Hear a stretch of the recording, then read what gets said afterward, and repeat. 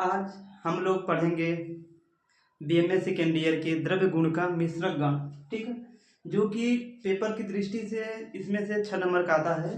तो हम लोग हेडिंग डालेंगे मिश्रक गण। ठीक, मिश्रक गण क्या होता है, मिश्रक गण, ठीक है। तो मिश्रक गण से अधिकतम 6 नंबर का, अधिकतम कितना 6 नंबर तक का क्वेश्चन आता है, या तो ऑप्शनल में हो सकता है या वो दे सकता है 5 नंबर में, ठीक है।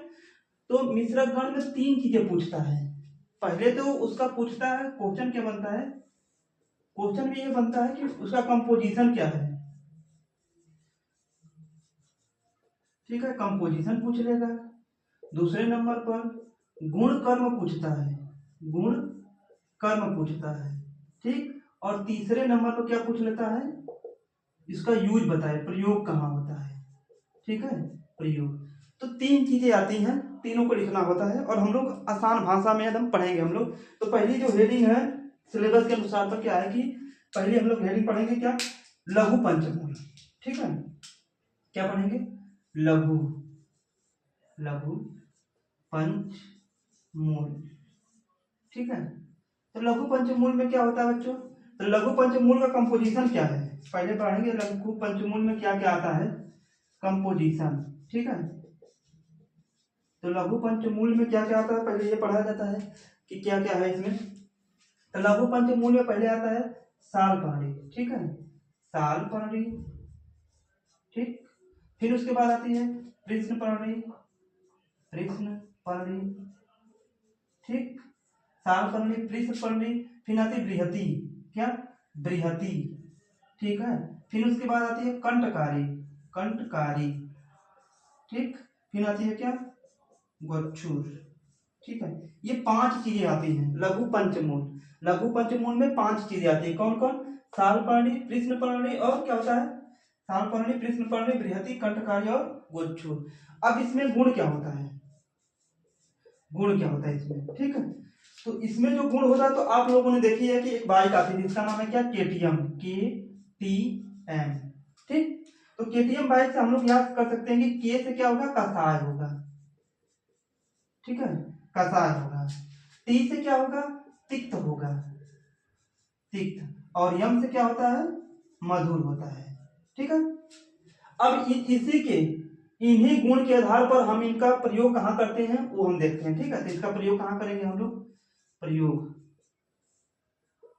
ठीक है। तो इसका हम प्रयोग करते हैं ज्वर में, ठीक है, काश में, और कहाँ करते हैं, असमरी में, ठीक है। अब एक चीज समझिए, आप लोग पढ़े होंगे कि मधुर अम्ल लवण, मधुर अम्ल लवण, कटु तिक्त कषाय, कटु तिक्त कषाय, ठीक है। तो आप लोग जानते हैं कि ये जो 3 ऊपर के हैं, ठीक है, ये क्या करते हैं, कफ को बढ़ाते हैं, क्या करते हैं, कफ को बढ़ाते हैं और वात का क्या करते हैं, शमन करते हैं। और नीचे के जो 3 हैं ये वात को बढ़ाते हैं, ठीक है, वात को बढ़ाते हैं और कफ को क्या करते हैं, कम करते हैं, ठीक है। लेकिन जो ये क्या है, अम्ल हुआ, लवण हुआ, कटु, ये क्या करते हैं, पित्त को बढ़ाते हैं, पित्त को क्या करते हैं, बढ़ाते हैं। बाकी ये आपका 3 ये हुए, कौन, मधुर हुआ, तिक्त हुआ, कषाय हुआ, ये क्या करते हैं, पित्त का क्या करते हैं, शमन करते हैं। तो देखिए ये क्या है, कषाय, तिक्त, मधुर। तो लघु पंचमूल में 3 गुण पाए जाते हैं। तो इन 3 गुण के कारण इनका जो कर्म होता है वो क्या करते हैं, पित्त शामक होता है। ये कैसा होता है, पित्त शामक, बोल सकते हैं इसको, पित्त शामक हो गया। और वात को बढ़ा रहा है तो वात वर्धक हो गया, वात वर्धक, ठीक, ये कर्म है। आप समझिए। तो एक चीज और समझिए कि कहीं जहां जहां मधुर रहेगा, ये मधुर है, ठीक है, तो मधुर के कारण क्या होता है, ये बलवर्धक भी होता है, बलवर्धक, ठीक है। ये 3 चीजें होती हैं इनमें। तो लघु पंचमूल क्या होता है, जिसमें सालपर्णी, कृष्णपर्णी, बृहति, कंटकारी और गोच्छुर आता है। इसमें इसका गुण क्या है, ऐसे याद करेंगे, केटीएम, कषाय, तिक्त, मधुर, ठीक है। इनका प्रयोग कहाँ करेंगे, ज्वर, काश और असमरी में करते हैं। ये क्या होता है, कर्म इसका क्या होता है, पित्त शामक होता है, वातवर्धक होता है और बलवर्धक। क्यों वात पित्त शामक होता है, क्योंकि देखिए ये रस दिख रहा है ना आपको, तो बात वही है, रटना नहीं है, ठीक है।